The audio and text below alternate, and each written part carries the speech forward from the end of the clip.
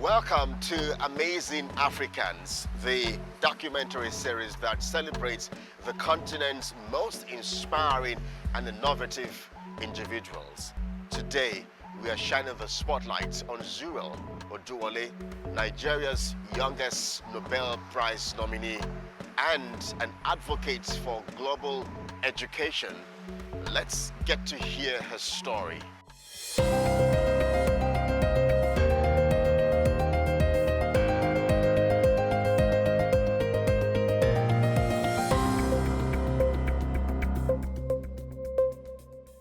I'd just like to say that if you have dreams, you should always go through and do your best to accomplish them in life.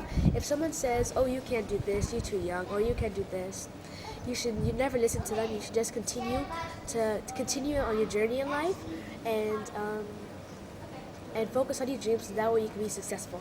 Born and raised in Los Angeles, California, Zuriel is first-generation British, both parents, and second-generation Mauritian, maternal grandparents, and of Nigerian ancestry via her paternal grandparents.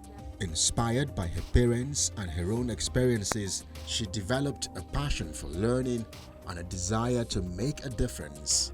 Her journey to becoming a global education advocate began at a young age. I was born and raised in California. My parents were both born in the UK. So my dad was born in Scotland, and mom was born in England. And then if you go like way back to the 1950s, my grandparents, so from my mom's side of the family, came from Mauritius. From my dad's side of the family, came from Nigeria. Both sets of grandparents went to the UK for medical, so like they're medical professionals, so went to study for school and things like that. And then it's like, there's like a whole mix in my background, because even on that side from Mauritius, there's French, there's Indian, there's a bit of Persian mixed in there. So background is totally mixed. Take that all up, throw it in there, and this is what you get. But no, like growing up has been a lot of fun. My siblings, first of all, being the oldest of four, it's very unique. You know, it comes with like its own, I don't know how to explain it, but like I enjoy it. I definitely think being an older sibling is a responsibility, but I also think it's a privilege and it's a lot of fun. I mean, when you have younger siblings who are all really close, like we hung out all the time. We still hang out all the time. You know, we play soccer, we go to the mall, even like me, my friends back home, like I do all the typical things you can think of. We play basketball games, we have game nights, we go to the movies and stuff like that. So we have a lot of fun. But yeah, I think that's just a little tidbit, little insight into my life back home. My name is Zuriel Oduwole. At just 10 years old, Zuriel began her advocacy work, speaking at international conferences and meeting with world leaders to push for greater investment in the education of girls. We can all agree that there are many challenges across the region, right? But some of these can be addressed if more people were educated, can stand up for themselves, know their rights, and can contribute to the development of their societies. Also in Africa, it seems to be more of a challenge for girls to go to school compared to boys. Now, some of these are cultural reasons, and others are poverty-related reasons. But just think how much influence we all can make if we are not just educated, but empowered to be ourselves. And how we can use technology to change the quality of our lives. Education is something that people can't take away from you. One thing that I've learned as well is education is more than just the typical physical building with a math, science, history. It kind of expands outside of that. One of the things I've been talking about more recently is this idea of alternative education. If you think over the past 10 years, UNESCO's always put out big numbers, 200 million out-of-school children, 220, 170, we haven't seen a lot of major differences in those numbers, or a lot of changes in those numbers. And so I've realized it's one thing to say out-of-school children, it's nothing to say uneducated children, because in different parts of the world, here on the African continent, in South America, and other parts of the world as well, sometimes there are communities where there's no physical school for kids to go to. Other times there is a school, but it's like 10 miles one way for kids to get there. And so instead of saying X amount of millions of out-of-school children, we can kind of change that to X amount of millions who are uneducated. And I say uneducated because again, thinking outside of just the science, math, and history, there are other tangible skills that we can use to teach the youth, to teach students, to teach out-of-school kids that they can use to then go on and hopefully get a living, support themselves, and support their families and communities. In 2010, Zuriel was featured in a Forbes magazine, and in 2014, November precisely, she became the youngest filmmaker to self-produce and edit a screened work for the movie theater, and was featured by CNBC. I actually started doing filmmaking. So when I was 9 years old, I entered a competition for my school back home in the US.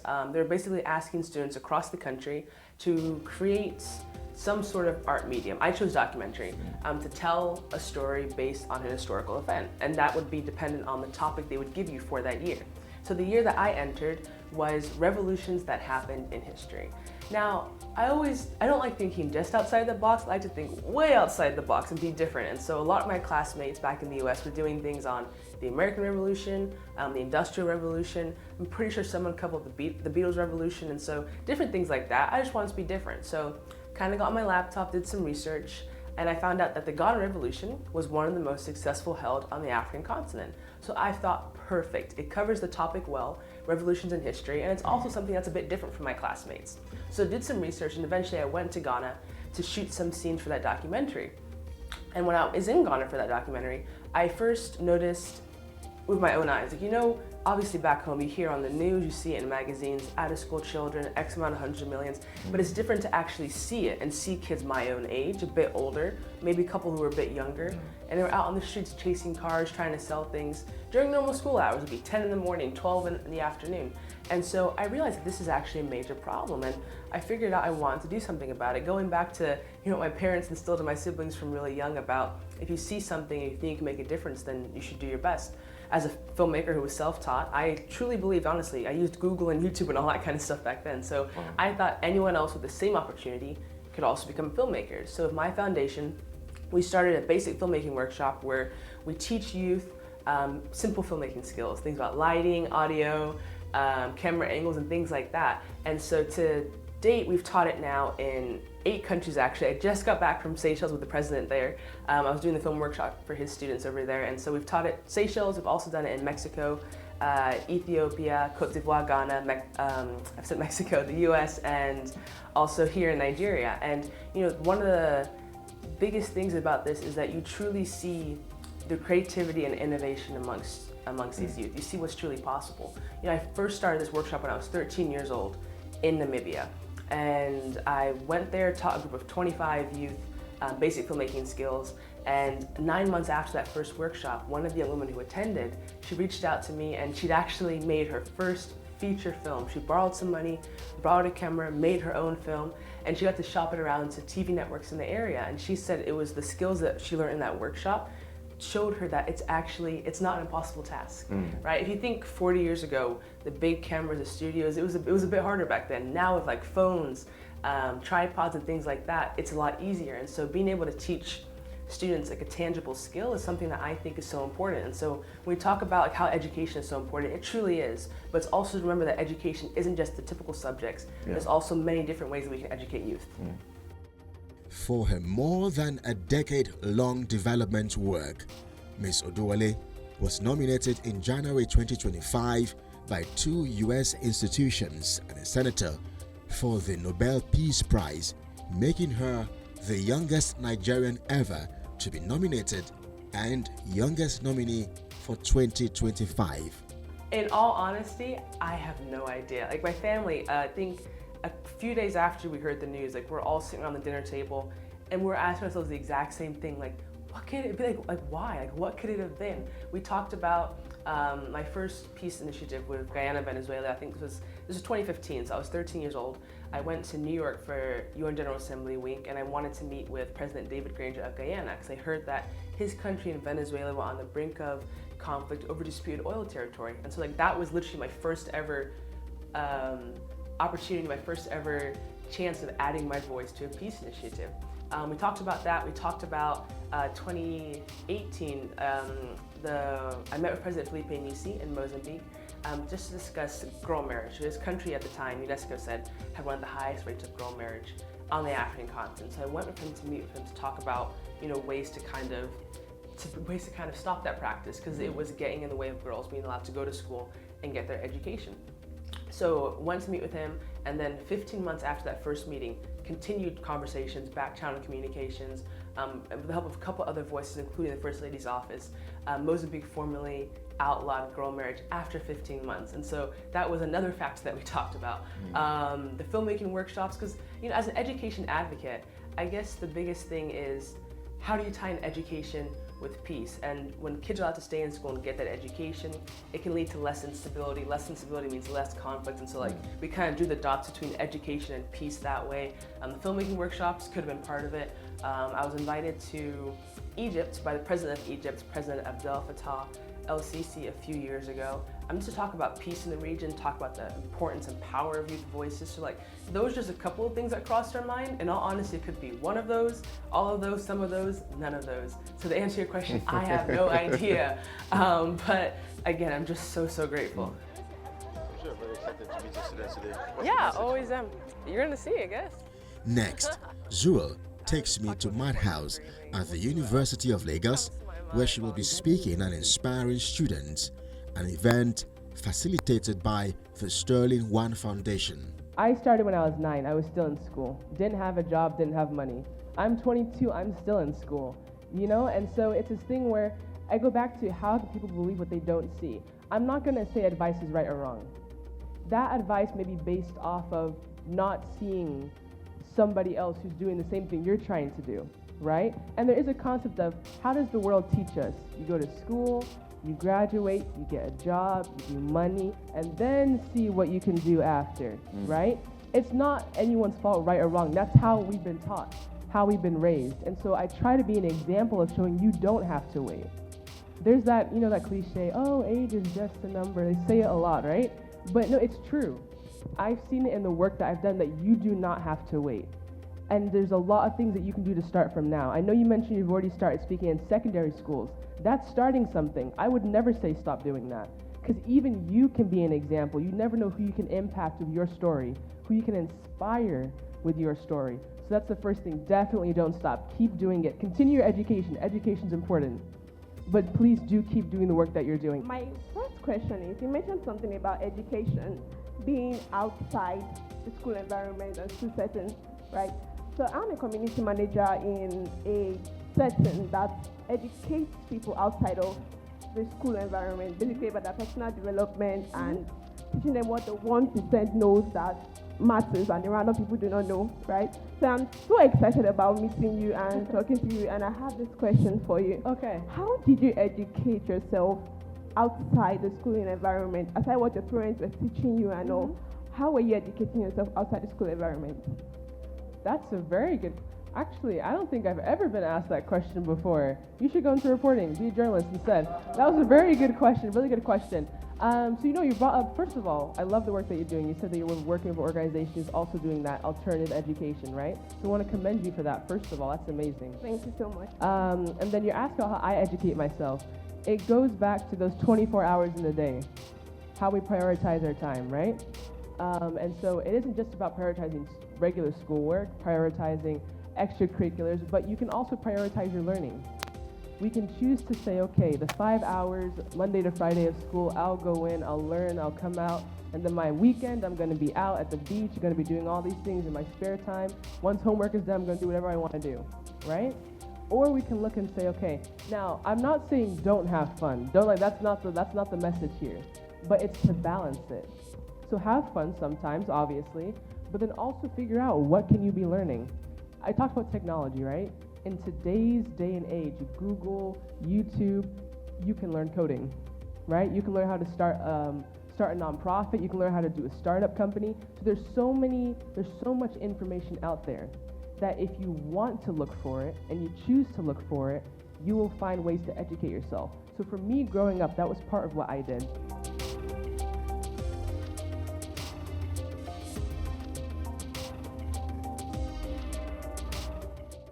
Zuriel's story is an inspiring story that exemplifies accelerating action, which is the theme for this year's International Women's Day. She started at 9. At 22, she's the country's youngest Nobel Peace Prize nominee. That is accelerating action. And her story is one that should inspire the girl child to let her know that her dreams are valid, to let her know that there's nothing impossible except she says so, to let her know that it doesn't matter what society says, it doesn't matter what circumstances say, it doesn't matter what situation says. If she believes in herself, she can achieve and she can bring her dreams to reality. That is one reason, one of the reasons why we have chosen Zuriel Oduwole to be the speaker at this quarter's Youth Leadership Series and brought her to the University of Lagos. But at the heart of her success is her father's sacrifice. Mr. Oduwole tells me he had to quit his job. You may wonder why. I think it happened when she met with John Kerry at the age of 14 in the State Department. I'm going to use a true story, but it's actual fact. So the State Department, the U.S. State Department, they were aware since the age of 12 what she was doing. She was meeting with world leaders, and they've been watching, look at this girl that goes to talk to these leaders, and it seems effortless. So by the time she was 14, the State Department wanted to talk to her. Actually, the Secretary of State John Kerry wanted to talk to her. And when we got into one of the first sessions, and someone said, this is a conversation we want to have with us. What is it? They said, we are the United States. I said, I know, we live here, we're from California. And they said, we have billions of dollars in the budget. And sometimes we struggle to talk to those world leaders, but we have money. You, Zuriel, you have zero budget and they'll talk to you. Can you help us understand the dynamics there? And people in the living room laugh, and the secretary said, no, we're serious. How do you do that? And she said, but it's just the grace of God. I said, yeah, but so how do you do it? She said, like I said, it's the grace of God. Yeah, but so what do you do first? Do you lean to the left? Do you take one step? And that's two different realms, because it does not make sense when a girl who is, first to remember, she met her first president when she was 9 years old. President Jerry Rawlings says that they had a meeting, had a discussion, and they spoke at length. And by the time she was 10, she already met with about, I think, 8 presidents. If I recall, there was the president of Kenya, Uhuru Kenyatta, the president of Cabo Verde, Fonseca, the president of South Sudan, Salva Kiir, the president of Liberia, Ellen Johnson Sirleaf. How do I know this? Because I travel with her. I travel with her full time. It's my job to travel with her full time because she was young. She was 9. There's no way we were going to give her to somebody else to travel with. So my wife and I had a discussion with a tough decision. I was working in Fiji in the Pacific Islands, and I was helping them rebuild the tourism industry because I work in global branding, global strategy. When I realized what Zuriel wanted to do, and she said, this is what I want to do, and she said, can you help me? And I said, what do you mean? She said, well, I see what you do for those companies. Can you do that for me? And first I thought it was a joke. What do you mean do for you? She said, well, I want to talk for girls. Oh, well, go talk to your mom. I said, no, not that kind of girl. So I want to speak for those girls. When I speak, I want people to listen to me. I said, well, just have a voice. She said, I know, but I want him to take me serious. I said, I think I know what you're saying. You want to become a brand. And she said, what's a brand? I said, honey, come here, sit over here. So a brand is to define that for her. But she said, yeah, that's what I want to do. So I know she was serious about it. So I went to the government of Fiji and I said, guys, I'm going to take 90 days or 3 months off work. And they said, why do you want to do something like that? Because we like what you're doing here. So, well, my daughter needs my help. So was she okay? Yeah, she's fine. But she needs my help. And so they said, 90 days? Yeah. I said, you're not going to get paid for those 90 days. So that's fine. I have some savings. I'll take 90 days off. And so 90 days became 10 years. Yeah. For 10 years, I was driving with this girl because what she was doing, it just grew. It got bigger. But we had to make sacrifices, So I had to sell my car because I had to get cash reserve. Remember, for 90 days, no revenue, the savings. And remember, we have 4 kids. So I sold my car to have some cash reserve. We moved from a bigger house to a smaller house. We dialed back. And if you remember, or if you recall, the United States, the most expensive state in mainland United States is California, and we live in California. So we went from dual income to single income in the most expensive state in the United States. It was tough. It was tough. But I knew she was serious about it. And so my wife and I had decided before we got married that, listen, once we have children and they ask for something, we will do whatever it takes to help them. Now, at that point in time, I didn't think it was going to mean quitting my job. I was thinking more like piano lessons, tennis lessons, not that she was going to be talking for kids around the world, but that's what it was. And so I quit my job. And so the first year was tough because the savings went pretty quickly. She had to travel here and there, and we thought, wow. But then she was getting big in what she was doing. So then it became my job to go find sponsors. I've got to find corporate sponsors to help her because travel costs money, hotels cost money. Remember, we're going from dual income to single income. So a lot of sacrifices were made, but because we believed in what she was doing. So I spoke to her. I said to her, well, I'll do this for you in one condition, or like two conditions. One, if I say do this, you will say, yes, Dad, I'll do it. But number two, you can't wake up one day and say, Dad, I'm tired of this. Because I just left my job in Fiji for this. And she understood. She was serious about it. You know, it's a good thing. She came out, yes, this is what I want to do. So it was tough. It was a lot of work. We were committed, she was committed, and we were just going to push her as far as it went, you know, help her as far as she wanted to go. As long as she wanted to do it, we'll stand behind her. Of course, I didn't want her to wake up one day and say, Dad, I'm done, because I just gave her my job. So that has been our journey.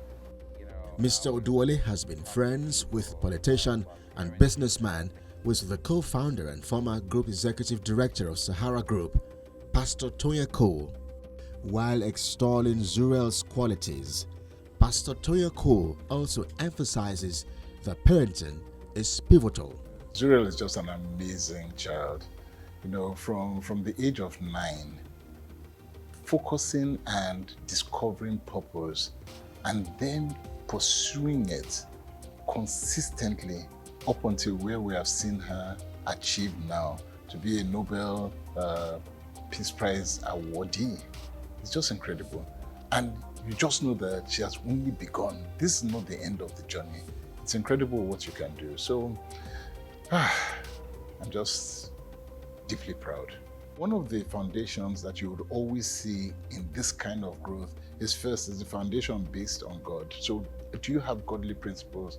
We know that the Bible says that children, you are meant, the whole point of procreation is for you to create godly children. But for you to do that means that you must begin to imbibe in them, father and mother, some of the tenets of what Scripture teaches you about. And that's what you see in Zuriel's life. If you speak to her, she'll tell you about what the values that the parents brought, but those values are deeply rooted in Christian and scriptural beliefs. And she doesn't shy away from it. She's not ashamed of it. She doesn't hide it. And this is light showing. Once you know who you are and you understand your light, the lessons that your parents have brought you, imbibed in you, form the foundation with which you move. And that's what you see. So parenting is critical. Stable home, father, mother, all showing love, and then point themselves out into the children by giving them the rooting of what the values of a good upbringing is. And Zuriel exhibits all of that. You should have no limitations. There's nothing that limits you. I met a man recently, and he's an inventor. In fact, he's the one who was the founder of BlackBerry. And we sat together and we were talking, and he made one statement. He says, ingenuity, right, is limitless. In other words, each time you have an idea, it has limitless opportunities to create, which means that you have no boundaries in life. You have the possibility to dream, and you should not be afraid of carrying out your dreams. Within Zuriel, one of the things that you have seen is not just a dream, but that ability to continue to pursue it and pursue it and pursue it, which means 3 things for the Nigerian youth. Back to your question. The first aspect of it is please don't be afraid. There's no limitation that should stop you. The second thing is that there are no boundaries that can hold you down. Every good idea, if you pursue it and it is rooted in your purpose and what God has asked you to do, then there are no boundaries in this world that will stop you. You will be able to go anywhere and everywhere. But the third one is that all of this is founded not just on God, but on education itself. And that's something she has been pushing, because your boundaries, your ability to dream, your ability to express yourself, your ability to be confident and all of that is rooted in whether you have an education or not. One of the biggest challenges we have is that we're not educating a vast majority of our population to believe in who they are. And that is the critical message that she pushes forward. Educate yourselves.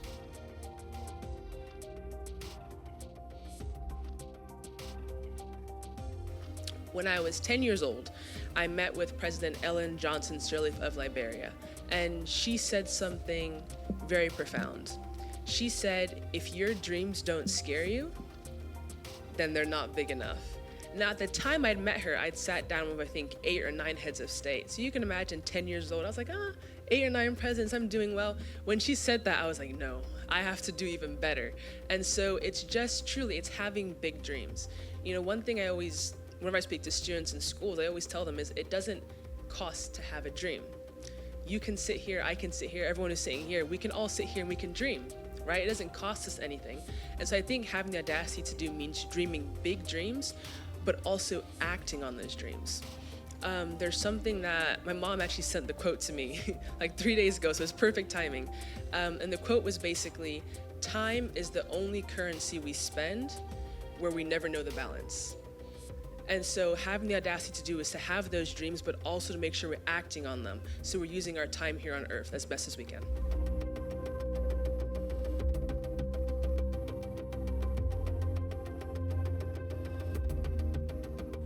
Today, Zuriel's advocacy work has inspired countless girls and women all around the world and has helped to drive policy changes and increased investment in the education of girls. Hi, my name is Zuriel Oduwole. I'm 22 years old. I'm a global education advocate, filmmaker, and presidential advisor, and I'm this year's youngest Nobel Peace Prize nominee. My vision, or my legacy, what I want to be remembered as, is someone who never stopped dreaming, someone who dreamed big dreams, scary dreams, and did everything that I could to accomplish those dreams.